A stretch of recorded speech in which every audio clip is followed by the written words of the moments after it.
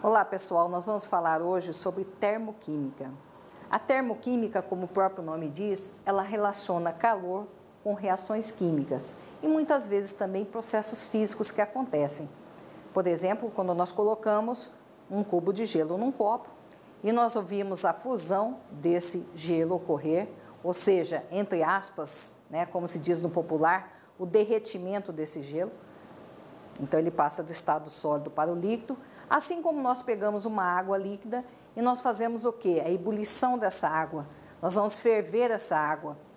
Também é um processo que ocorre dentro da absorção de calor. Então, dentro da termoquímica, nós temos que observar duas coisas.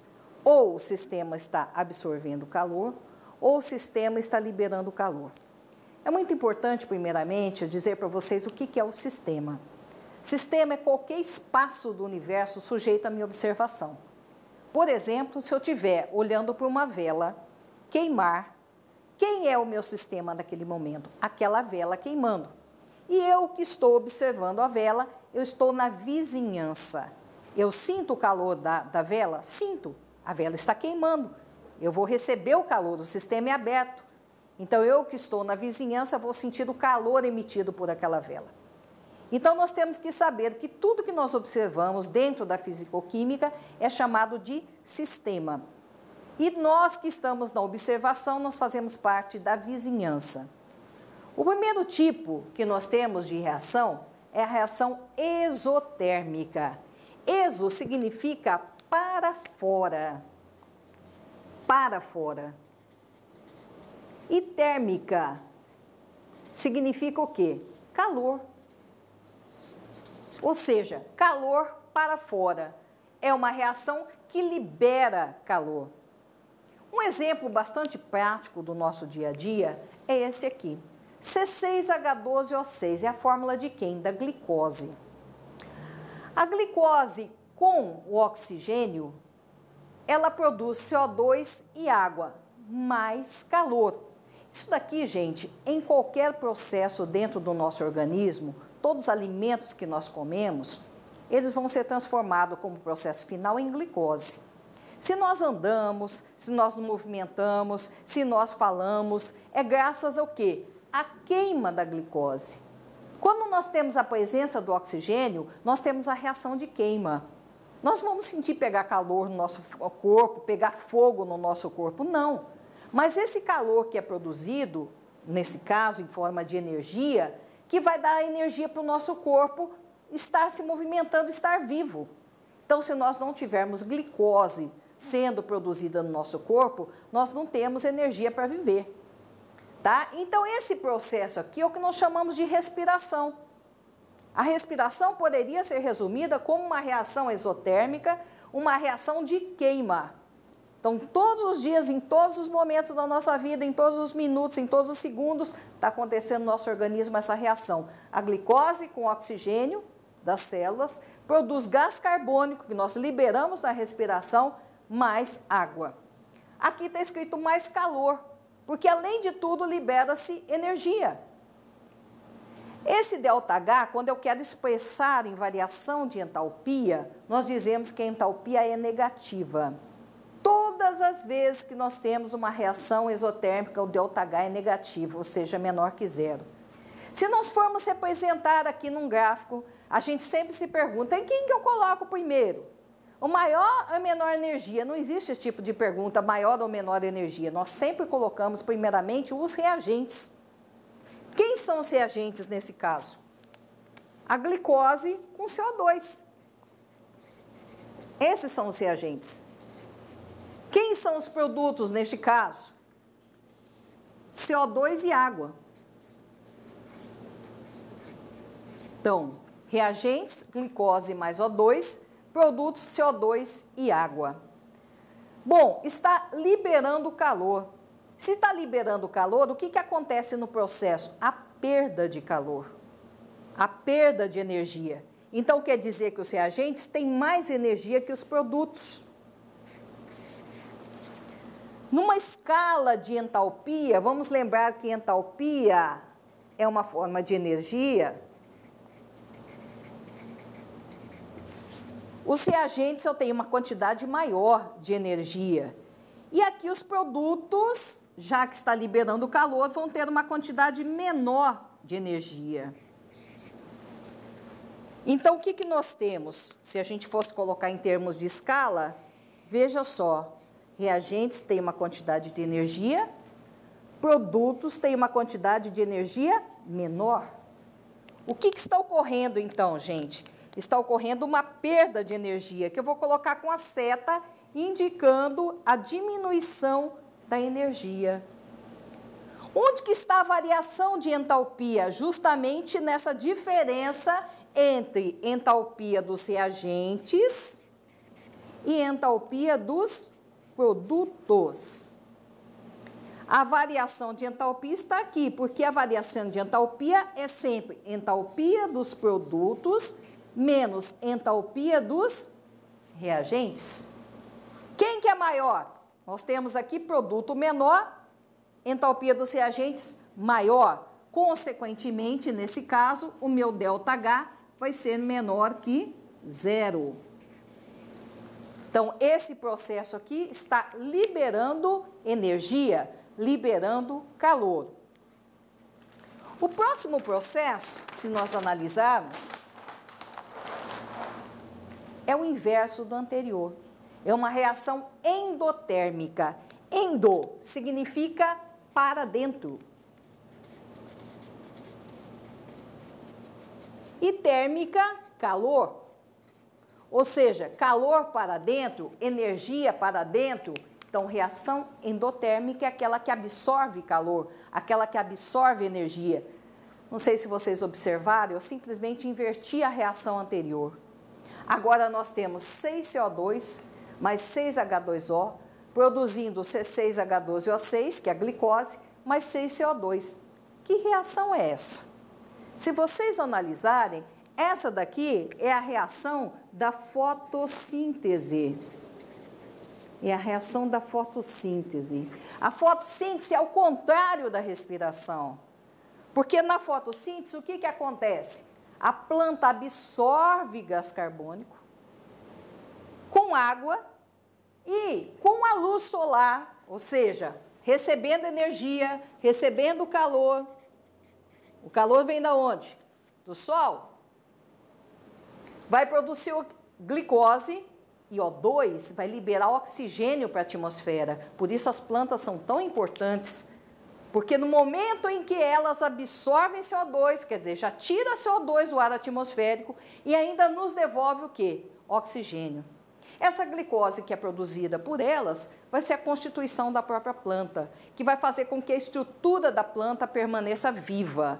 Então, a planta precisa executar as duas operações, tanto a respiração, que nós já falamos anteriormente, que todo ser vivo tem que fazer, como também a fotossíntese, que é o processo inverso à respiração.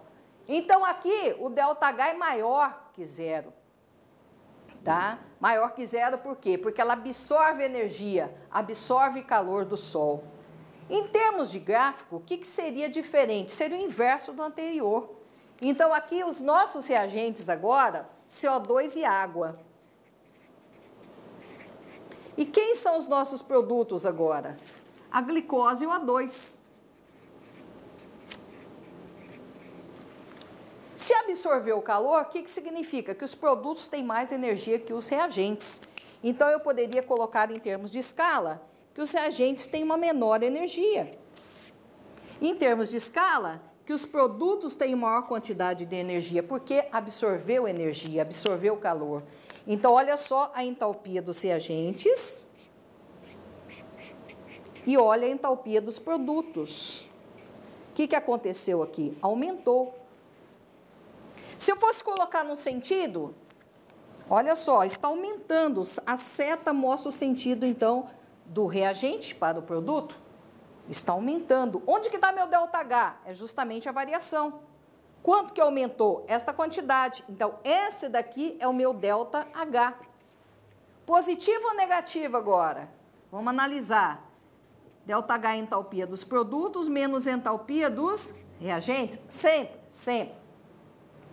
Neste caso, quem que é maior?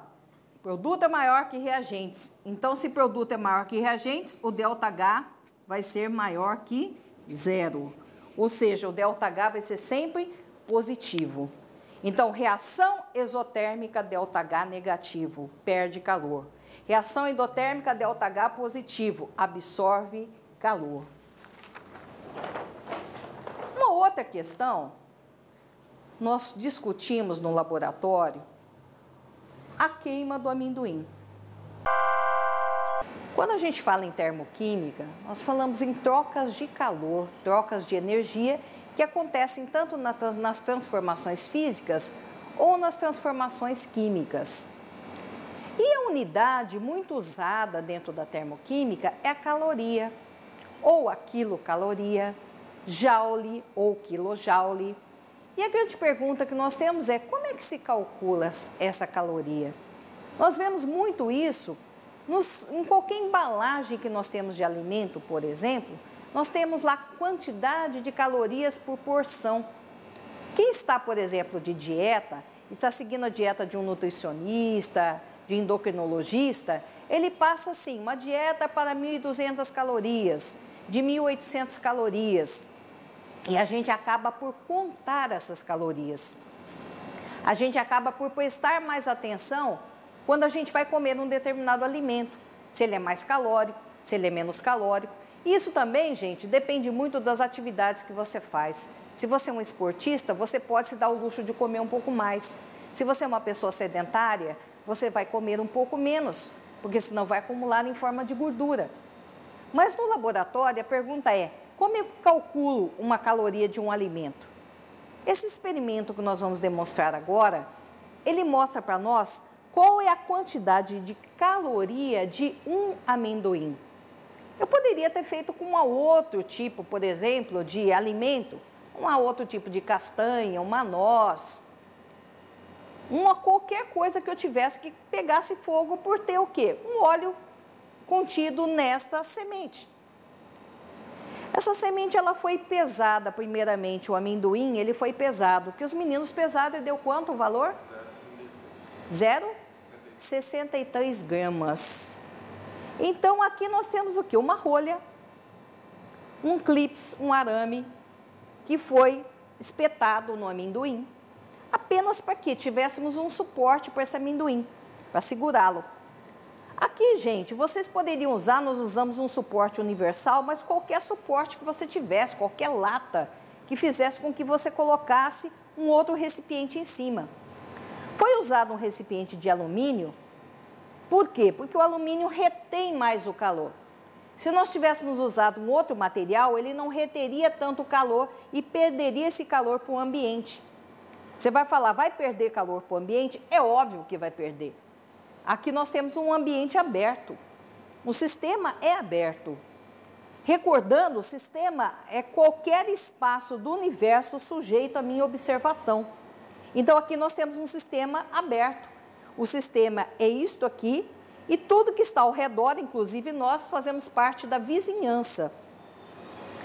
Aqui nós temos, então, uma lata que contém, dentro do seu interior, 100 ml de água. Considerando que a água tem densidade igual a 1 grama por ml, nós podemos considerar que aqui tem 100 gramas de água.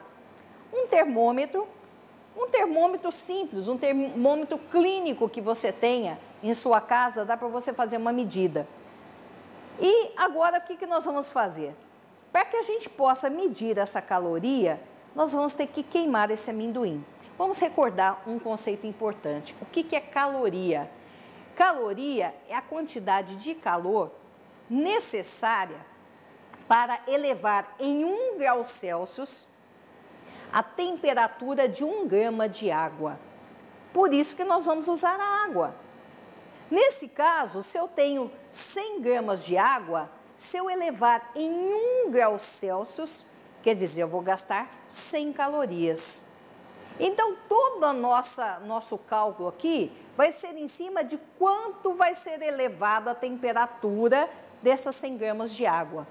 Bom, primeiramente, nós temos que saber qual é a temperatura inicial desta água que nós colocamos. Karina, quanto está a temperatura, por favor? 20 graus Celsius. 20 graus Celsius. Bom, André, o que você vai fazer agora? Vou pegar o fósforo Certo. e atear fogo no amendoim. Vai atear fogo no amendoim. Então, agora o André vai riscar o fósforo e vai colocar fogo no amendoim. Então, vamos aguardar um pouquinho até o amendoim pegar fogo. Quer dizer, quem vai aquecer a nossa água vai ser a queima do amendoim. Vai ser o calor liberado pela queima do amendoim.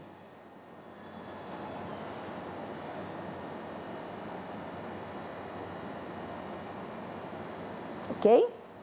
Bom, agora o amendoim está queimando. Consequentemente, nós temos aqui dois processos importantes. Nós temos aqui um processo exotérmico. O que significa processo exotérmico?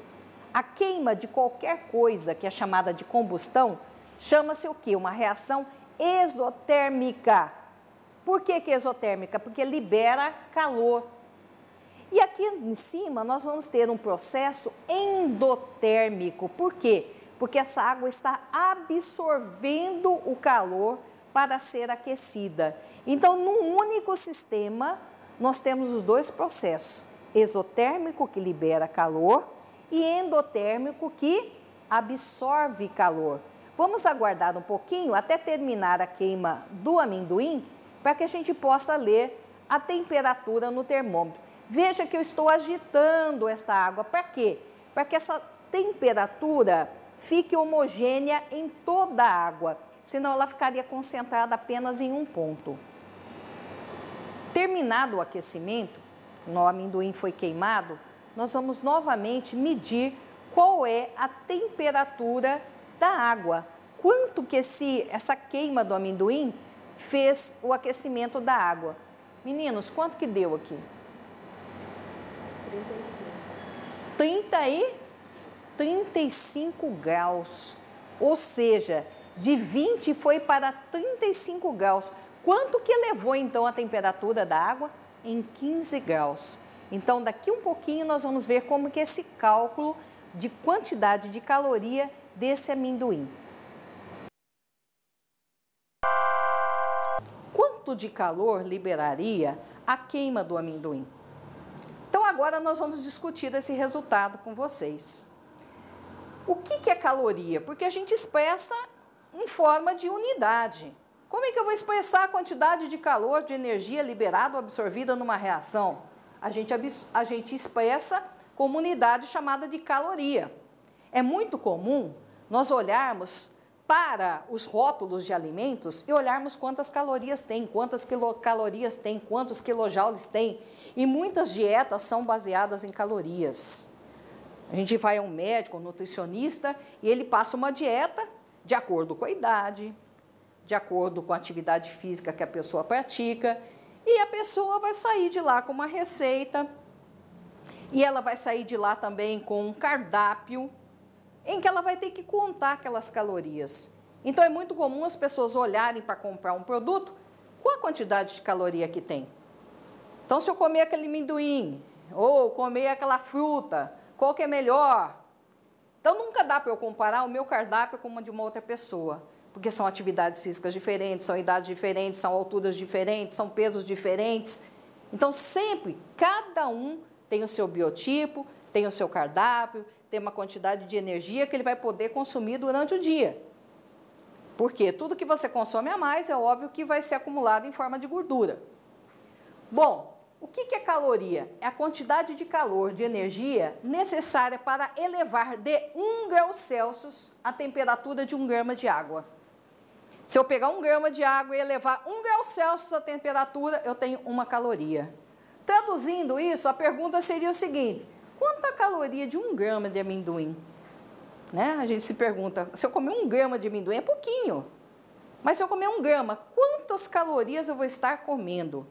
Bem, no experimento, o que foi feito? Foi queimado uma quantidade de amendoim, Começou, sei lá, com 0,63 gramas, queimou-se, aqueceu-se a água. E aquela água elevou quanto a temperatura? Elevou 15 graus. Aquele amendoim pequenininho conseguiu elevar em 15 graus a temperatura. Então, analisando pela teoria, pela definição de caloria, para elevar de 1 grau a temperatura de 1 grama de água, eu gasto 1 caloria. Para elevar de 1 grau 100 gramas de água, eu gasto quanto? 100 calorias. Lá, nós usamos 100 gramas de água, ou seja, 100 ml. Por isso que eu estou me baseando aqui em 100 gramas no nosso cálculo. Neste caso, elevou-se 15 graus. E a pergunta é, quantas calorias, então, gastaria naquele experimento? 1.500 calorias. Gente, vamos lembrar que 1.000 calorias tem 1 quilocal. Então, quando eu pego lá um rótulo, 1 quilocal corresponde a quanto? 1.000 calorias. Então, 1.500 calorias é quanto? 1,5 quilocal. O que sobrou em termos de massa, né? O que sobrou quando a gente foi lá e colocou, pesou novamente o amendoim? 0,53. Daquela massa inicial para a massa final, subiu, traiu-se e viu que queimou quanto de amendoim ali? 0,53 gramas. 0,53 gramas de amendoim liberou que quantidade de energia? 1,5 quilocal. Então, 1 grama de amendoim, X. Quanto que liberou, então, uma grama de amendoim? 2,83 quilocal. Que se eu transformar para quilojoule e multiplicar por 4,18, vai dar quanto? 11,83 quilojoules. Ou seja, 1 grama de amendoim tem bastante caloria. E ninguém come 1 grãozinho de amendoim quando vai comer. Normalmente, a gente é acostumado, mal acostumado, vamos dizer assim, a sentar com um pacote de amendoim e comê-lo inteiro. Então, para quem está de dieta, isso seria contraindicado, porque você estaria praticamente consumindo, às vezes, toda a quantidade ou grande parte da quantidade que você deveria comer por dia em calorias. Você estaria consumindo apenas num pacote de amendoim. Então, só para lembrar vocês que é possível, né, eu tirar quantas calorias tem cada alimento. Então, nós fizemos isso porque a gente trabalha muito com rótulos de alimento. Então, só para vocês entenderem a aplicação disso. E no experimento, 2 coisas, né? Vamos lembrar. Quando houve o aquecimento, houve uma reação exotérmica. E a água, para subir a temperatura, houve o quê? Uma absorção de energia, ou seja, houve uma transformação endotérmica. Então, ali nós vimos os 2 processos. Uma outra coisa importante que também é muito abordada dentro do capítulo de termoquímica é o calor de formação. Mas o que é isso, né? Calor de formação. É uma quantidade de calor necessária para formar um mol de substância a partir de substâncias simples no estado holotrópico mais estável. Bom, o que é alotropia? Quando a gente fala estado holotrópico mais estável.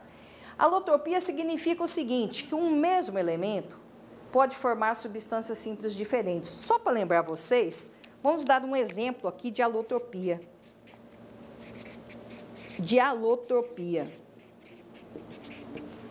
Exemplo, oxigênio. O oxigênio tem 2 formas alotrópicas.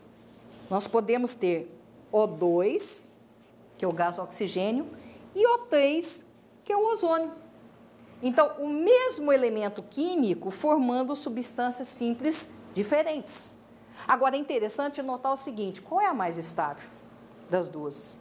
Olha, a mais estável, eu posso dizer para vocês com certeza que é o O2. Ah, como isso? A mais estável, gente, é sempre aquela que aparece em maior quantidade, né, dentro da atmosfera, tá? Dentro de qualquer sistema que você estiver observando. Então, o O2 tem maior quantidade. Portanto, ele é o mais estável. Um outro exemplo aqui é o carbono. O carbono, você pode tê-lo na forma de grafite ou na forma de diamante. Nossa, então aquele grafite que eu escrevo é carbono? Sim, é um estado holotrópico do carbono. E diamante é outra forma? Sim, é outra forma geométrica. A pergunta é, qual que é mais fácil de eu achar? O grafite ou o diamante? Qual que é o mais barato, inclusive? O grafite. Então, ele é a forma mais estável. Só apenas para vocês entenderem o que é a forma alotrópica mais estável. Então, quando eu falo em formar um mol, presta bem atenção. Formar. Formar já indica para nós a palavra o quê? Produto. Por exemplo, eu quero formar um mol de CO2.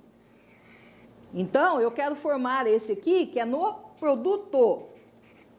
Importantíssimo, vou frisar mais uma vez. Eu quero formar quanto?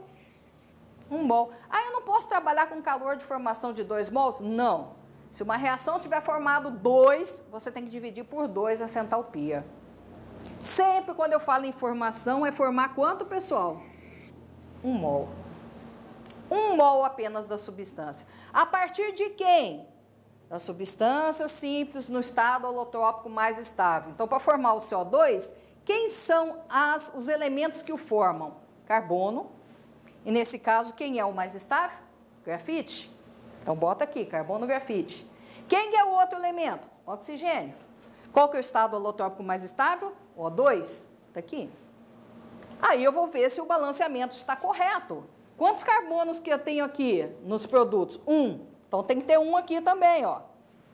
Quando não aparece nada na frente, gente, já subentende que é 1, tá? Eu estou escrevendo só a título de vocês entenderem melhor. Mas se eu não tivesse colocado nada, já subentende que é 1. O2, tem 2 oxigênios aqui. Então, tem 2 aqui. 1 vezes 2, 2. Isso daqui é uma equação de formação. E esse calor que eu coloco aqui na frente, ele vai ser a minha entalpia de formação. Presta atenção, eu disse aqui que essa quantidade necessária para formar um mol, ela pode ser tanto endotérmica como exotérmica. Ah, então quer dizer que eu posso ter uma entalpia de formação endotérmica? Sim. Por uma outra equação, eu posso ter uma reação exotérmica? Sim. Neste caso aqui, especificamente para o que eu estou explicando, a entalpia, ela é exotérmica, ela é negativa. Então, para formar um mol de CO2, eu tenho uma entalpia de menos 393 kJ por mol. Veja que aqui é expresso por mol. Por que por mol? Para formar 1 mol. Uma outra tipo de calor muito importante da termoquímica é o calor de combustão. Gente, o que é combustão? Combustão é sinônimo de queima. Toda vez que eu tiver queima, eu tenho combustão. Interessante notar o seguinte: o que é necessário para haver queima? É sempre uma pergunta que a gente faz. Tem gente que fala o fósforo, não sei o quê. Não. Para ter queima, para ter combustão, é necessário que haja oxigênio. Eu vou lembrar da experiência lá da 5ª série. A professora colocava uma vela num pratinho, acendia a vela. Aí ela chegava com um copo, virava o copo aqui e a vela apagava.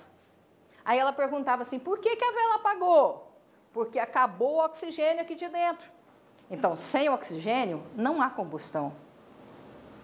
Agora, o que é o calor de combustão? Quantidade de calor, o quê? O quê? Liberada.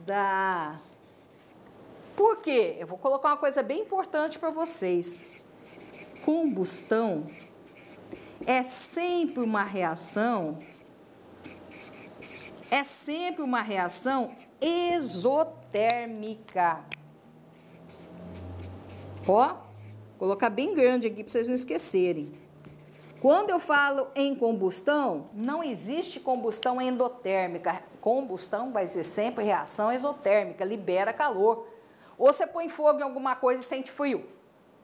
Toda vez que você está cozinhando, você botou, acendeu o fogão, você sente o quê? Ai, que calor está nessa cozinha. A gente até discutiu essa questão de calor, que a gente não fala esse calor, né? Mas você fala assim, ai, como esquentou essa cozinha. Eu estou fazendo um churrasco, eu estou perto da churrasqueira. Nossa, como está quente perto dessa churrasqueira. O motor do carro, tem uma combustão lá dentro de combustível. Bota a mão em cima da lataria. Nossa, como está quente. Ó, o motor estava ligado, estava tendo uma combustão. Então, tudo que queima libera calor. Na queima de quanto? Isso é importante, de 1 mol da substância. Gente, esse aqui é o metano.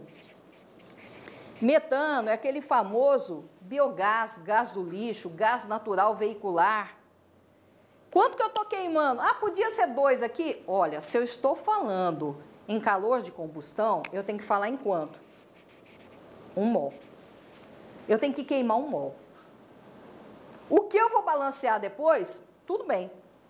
Mas a queima aqui é de 1 mol. O que precisa mesmo para ter a combustão? Oxigênio.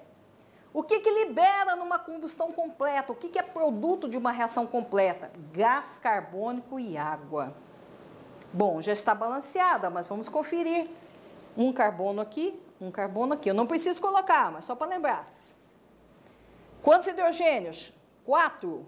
Então, eu tenho que colocar quanto aqui? 2. 2 vezes 2, 4. Quantos oxigênios ficaram no produto? Quantos oxigênios? 1 vezes 2, 2. 2 vezes 1, 2. Somando dá quanto? 4. Aqui, 2 vezes 2, 4. Fechou o balanceamento. Mas o que eu quero chamar a atenção de vocês é porque a queima é em cima de quanto? 1 mol. Aqui vocês vejam que nós temos um ΔH negativo, que nesse caso, menos 889,5 kJ por mol. O que significa esse por mol? A queima de cada 1 mol de CH4 está liberando esta quantidade de energia. Gente, não existe, na verdade, calor negativo, energia negativa. Esse sinal negativo é apenas um sentido de que está liberando calor, tá? Nesse sentido de apontar se está liberando ou se está absorvendo calor. Então, toda reação de combustão vai ser uma reação de queima que libera calor.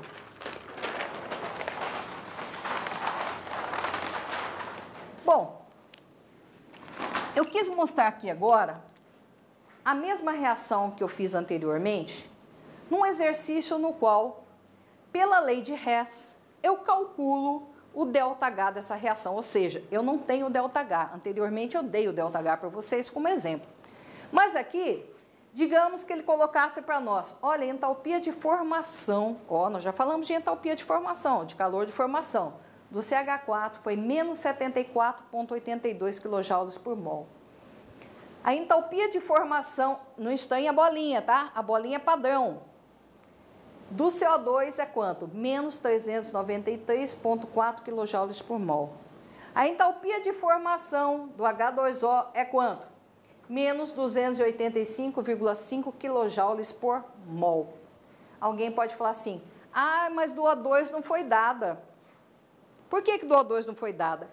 Porque é padrão, foi convencionado que toda substância simples, a entalpia de formação é considerada 0.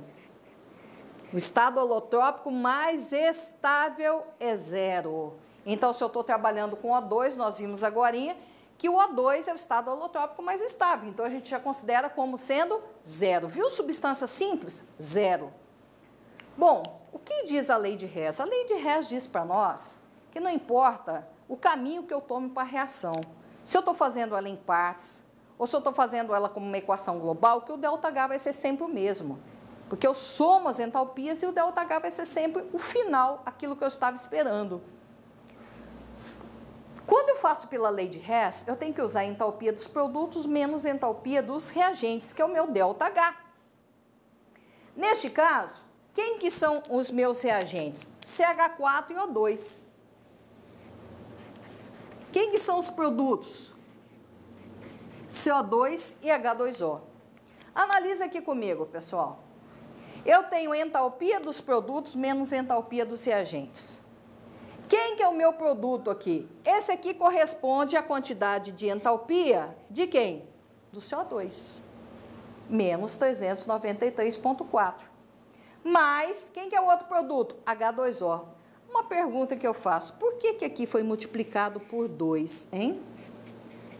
Alguém saberia dizer? Vamos lembrar? A entalpia de formação é para quanto, pessoal? 1 mol. E aqui eu tenho quantos mols? 2. Então, eu vou ter que multiplicar por 2 essa quantidade. Por isso que é 2 vezes menos 285,5. menos, quem que é esse menos? O menos aqui da minha equação. Qual que é a entalpia dos reagentes? De quem que eu estou falando aqui? Do CH4. Qual que é o valor? Menos 74,8. Ah, do O2 não aparece? Não, porque nós já discutimos que vai ser zero. Muito bem. Fazendo todo esse cálculo aqui, lembrando que menos com menos vai dar mais, o resultado final dá menos 889,58 kJ por mol.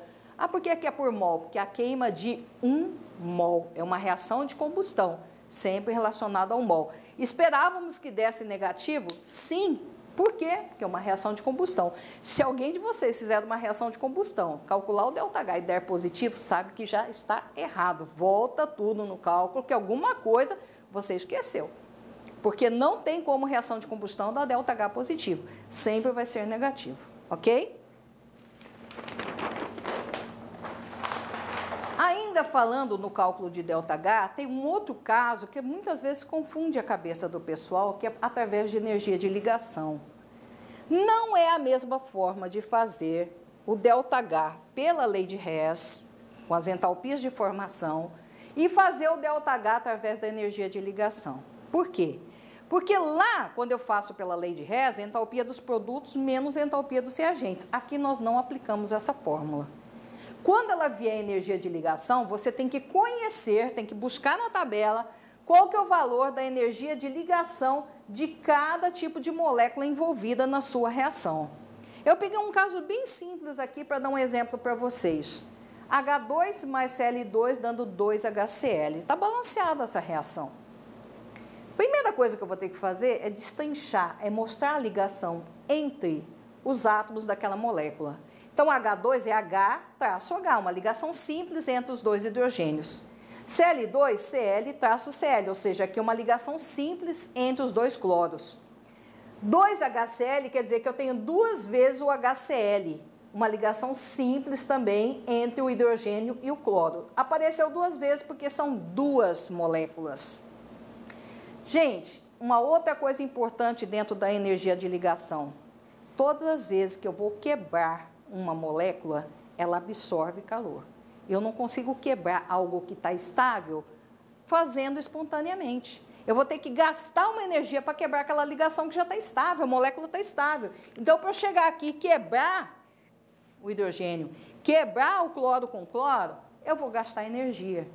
Então, toda vez que a quebra, ou seja, nos reagentes, toda vez que eu estiver falando de reagentes, que eu vou ter que quebrar as ligações, são reações, são absorções de calor. Então, vai ser endo. Toda vez que forma, porque eu vou rearranjar, esse hidrogênio vai ligar com cloro, esse outro hidrogênio liga com outro cloro. Vai haver uma formação de ligações, tá? Então, quando eu falo em produto ou em produtos, eu vou ter, ao contrário, uma reação que é iso. Quebra de ligação, endo. Formação de ligação, exo. Então, analisa aqui comigo. Eu peguei da tabela hidrogênio com hidrogênio. Por que que eu já coloquei positivo? Tá? Lá não tem sinal. Não tem nem positivo nem negativo. Você coloca. Lá tem simplesmente o valor da energia da ligação. Então, se eu estou colocando como reagente, é positivo. Ó. Essa aqui também, positivo. Agora, aqui não. É formação? Então, qual que vai ser o sinal? Negativo. Por que que eu multipliquei vezes 2? Porque menos 431 é só por um HCl. Como eu tenho 2, eu multipliquei por 2. Então, fica menos 862. Como é que eu calculo o ΔH? Aqui eu não faço produtos menos reagentes. Esse é o pulo do gato, que muita gente erra. Aí ele vem e coloca esse menos esse. Não. Você simplesmente soma tudo. Então, quem que eu somo? Mais 436, mais 242, com menos 862. Quanto que vai dar? Menos 188 quilojoules. Perceberam? Eu não coloquei aqui por mol. Por que que eu não coloquei por mol? Só para fechar o raciocínio. Porque eu não estou formando um mol aqui. Eu estou formando 2. E eu só posso colocar por mol quando eu tenho a formação de 1 mol. Aqui houve a formação de 2 mols. Então, a gente tem que ter muito cuidado na expressão dos resultados. Às vezes a gente não se liga com as unidades. Isso é importante dentro da química, dentro da física, dentro da matemática, qualquer área de exatas. Unidade é fundamental. Ok? Então vamos recordar para fechar. Lei de Hess, ΔH, entalpia dos produtos, menos entalpia dos reagentes. Energia de ligação, quebro endo, formando exo. E depois eu somo tudo e dou o resultado, ok? Bem, eu espero que vocês tenham compreendido um pouco melhor a parte de termoquímica. Aproveitem bem esse vídeo e bons estudos para vocês.